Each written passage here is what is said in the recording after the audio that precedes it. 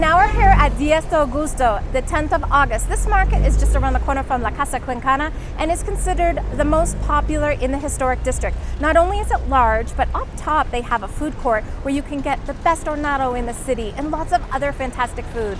It's beloved by locals. Now, if you want to come on market day, make it here on a Wednesday or a Saturday because the produce arrives in the middle of the night. So you'll find the most action here. And if you want to explore on days where maybe it's not so busy, just avoid Wednesday and Saturday.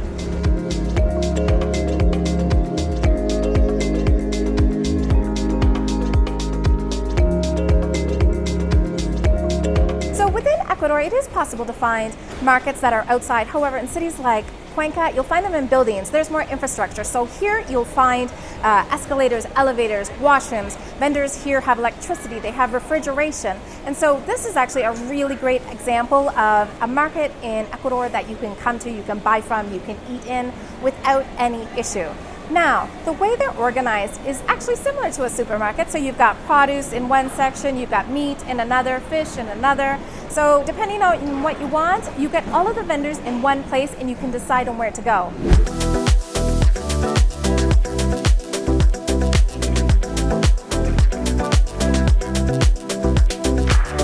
So produce is so important here. There are actually two sections for produce. Here we're in the fruits and roots section, and then upstairs you'll also find the vegetable section.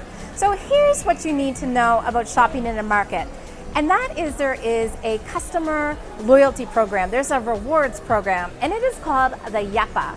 So the Yapa is a little bit extra. If you come and you're a regular customer, maybe you get 5 apples and they'll give you a 6 for free. And the more you come, the more you spend, the more they'll give you. So much so that oftentimes these vendors have a little bit of a stash of the best produce underneath, or maybe they know that you come every week and you want that perfect guanabana. They'll put that under the table for you. So it pays to be a loyal customer. Now, if you're only coming here once and you buy a lot, they'll also give you that Yapa. So it's something that is just something very nice that people give you, and it also encourages you to spend a little bit extra. So this is a tuber that you don't know. This is the famous meyoko. Once was very important in the diet of the people of the Andes. Nowadays have been replaced for rice. This one has a very particular flavor. Most people eat it on salads, just with some lime and salt. Some other they just boil it. I actually like them fried. So we are in the roots section of this market. It is the potato section. Now you think, oh, potatoes. There are so many different kinds of potatoes in Ecuador. Some of them are sweet, some of them are meant to be fried, some of them are just meant to be used with hornado, the pork. Like, there's different uses for every potato, and you have to know what to use with each potato. It's tricky. Not if you're local though. Now, the interesting thing is no matter where you go in Ecuador, if you have potato in a dish, it will be from Ecuador, and that's because there are no imports of potatoes. These grow in the Andes. They are super easy to grow, but the Andes are mountains. And so actually the production process is quite difficult because you have to get it down the mountain. And then even in these markets, there are so many steps. You really build up your muscles if you're a potato farmer. So many things here. Even Andreas didn't know. This is mashua. Mashua. Yeah, that is for the prostate. Oh, which is really good for your prostate. Yeah. So many things here that you've never seen before. If you haven't watched my Fruits in Ecuador video, you should watch it because I cover a lot of these fruits. So here it's basically a cleansing for either a physical ailment or also bad energy. So maybe you have had a breakup or you're struggling with something emotional, you'll come here. But then also people will bring their children. So say their young ones are having some problems and the doctor doesn't know what's wrong, they will come here and do a Limpia. Or sometimes it's just that they're stubborn and that needs to be fixed too. Next to the fruit produce, we have the meat.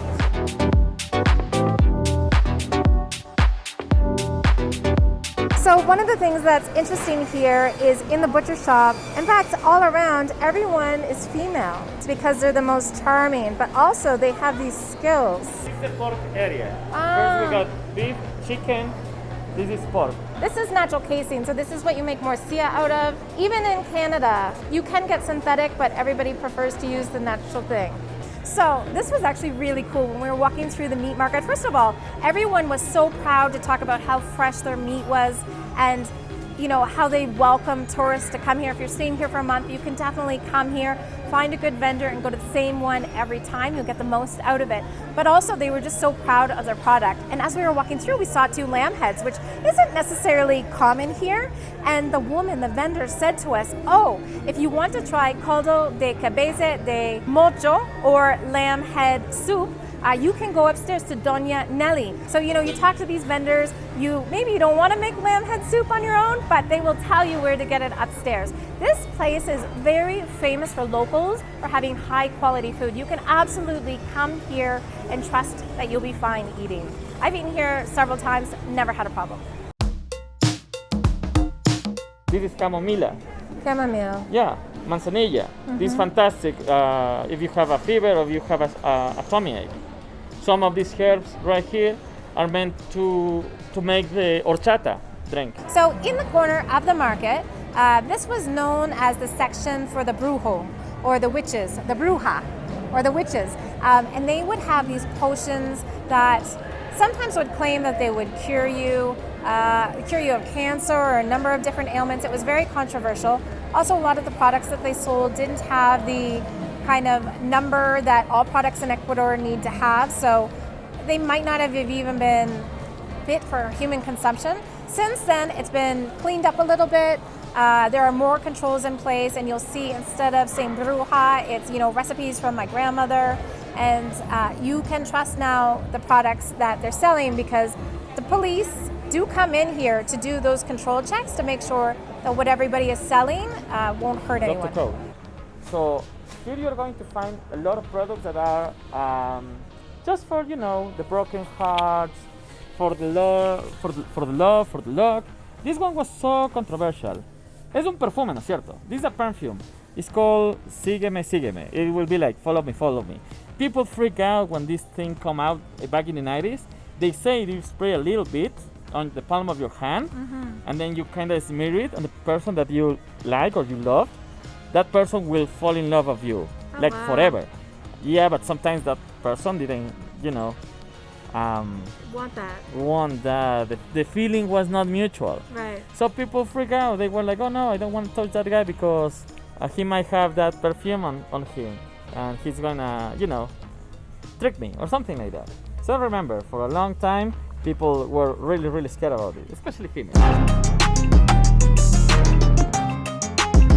And then along the side on the bottom floor, you get the Abacerias, which is where you can get all of your kind of dry goods pantry. They've got different kinds of corn, beans, that kind of thing.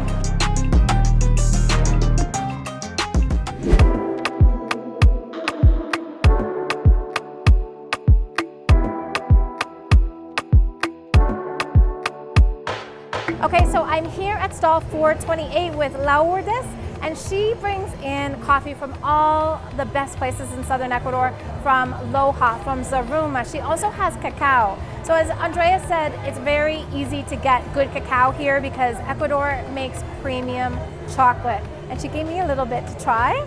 So here you can get cacao nibs, you can get these little chocolates. They make them into little pallets. If you want to try high quality chocolate, this is the place to go. Oh, it's good. I haven't eaten anything today, and that's just going straight to my veins. Just tastes so good. So you can get coffee just in a plastic bag, or she also has like more formal things that if you wanted to, I think if you wanted to bring it back, it would make a really great present too. So we're now on the second floor of 10 de Agosto. And so here it's different. You have new things. So in front of me, I have all of the vegetable vendors. To the side here, we've got the comedores. That's where you can eat, the little restaurants that are economical. Right over here is one of the most exciting places that you will go to. This is where to get hornado. So I think the best hornado is in Wallaceo, which is outside Cuenca. However, very, very close runner-up is right here in Cuenca, 10 de Agosto. You can get hornado. It's very affordable and it's so good. And then over here on this side, we also have some drinks. You can get pressed juices, smoothies, very economical, $1 to $2. And then also you have your typical breakfast items like empanadas, humitas, kind of those traditional kinds of things that you have for breakfast. In Ecuador, they actually don't eat bread for breakfast. So it's not traditional to have bread until later in the day. And so most bakeries are not open earlier in the morning. And that's because people have bread like with an afternoon snack.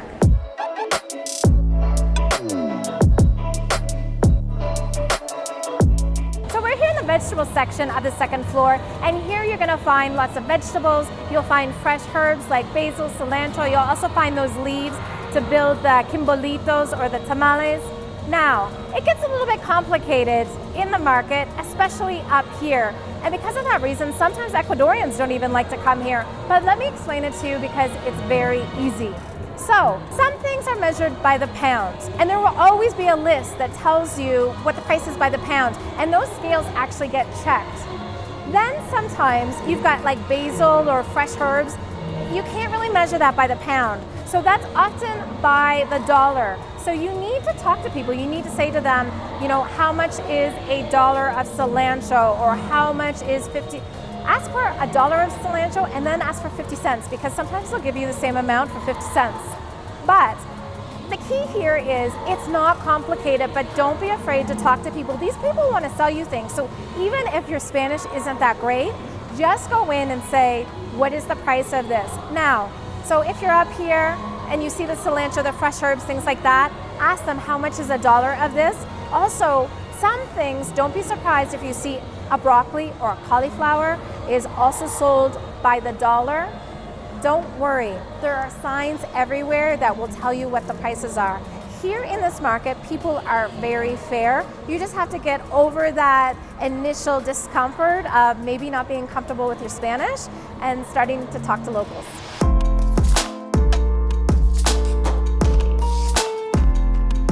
All right, so it's 10:30 a.m. and that means like the crazy singing has begun at the market. We found Commodore Ellie, and Ellie was actually here, and she said that she's here every day of the week. She makes all of these intense soups every day of the week. So we're having caldo de cabeza de mocho. Mocho is the indigenous word for sheep. Sheep are not indigenous to Ecuador. They were actually brought over by the Spanish. But they've been here for so long that a lot of the traditional soups and dishes, you can find sheep, but not as common. Definitely not as common as like pork.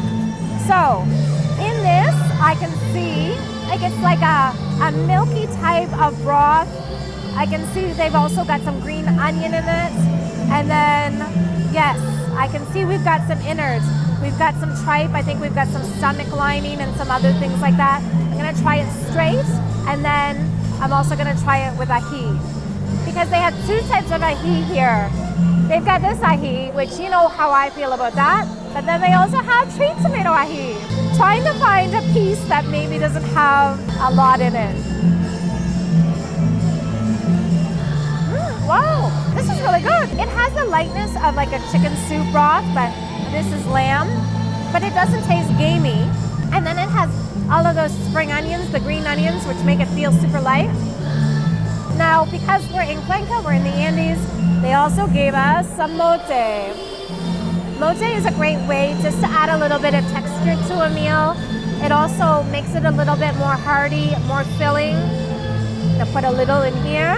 The nice thing also about the mote is, if you're like a little bit queasy, if you're like, oh, I don't know what tripe feels like, I don't know what the texture's gonna be, the mote kind of fills it up, and so you get the taste of the lamb without actually feeling like you're eating tripe. I don't mind it. Now, if you're really into trying like a lamb head soup with the lamb head in it, you can get it in northern Ecuador. Here it's a little bit more practical. She gets the flavor from it, but you're not gonna get like a bowl with a lamb head in it. So a little bit of ají. I wanna try the ají first. Fruity, so fruity. Tree tomato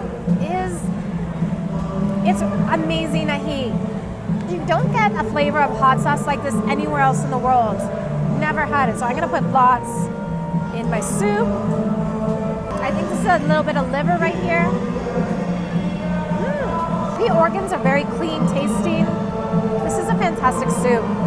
I would say if you can get beyond, if you're one of those people that the idea of the soup scares you, get someone else to order and just try it, and then you'll realize it's so tasty. All right, so this soup is $2.50. You can see it comes with lots of different condiments. This is actually, I think, for encebollado, but you can put whatever you want in it. And this right here, we have horchata, which is a traditional drink. You can have as much as you want of it. We're not gonna drink the whole thing, but it's included in the price. So we're gonna have a drink to go with the soup and enjoy.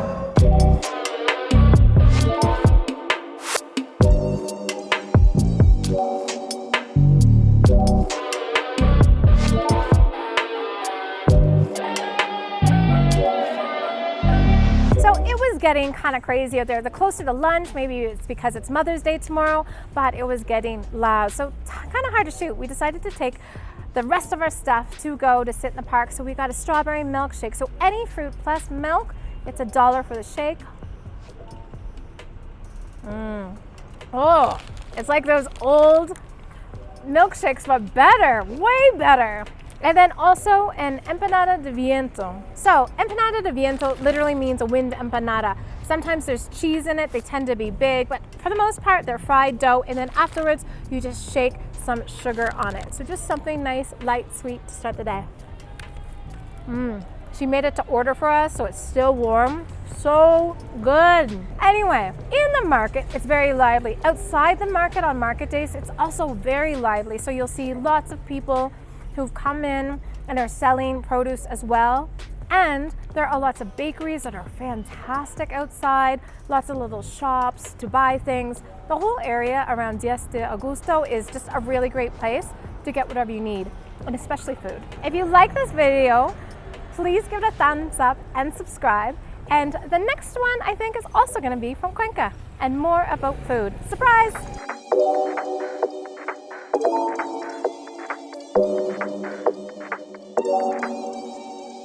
Join my Patreon community for more behind the scenes and exclusive content you won't find elsewhere. You can also find me on Instagram, and be sure to like this video and subscribe to my channel. All of these things make my day. Thank you so much for your support.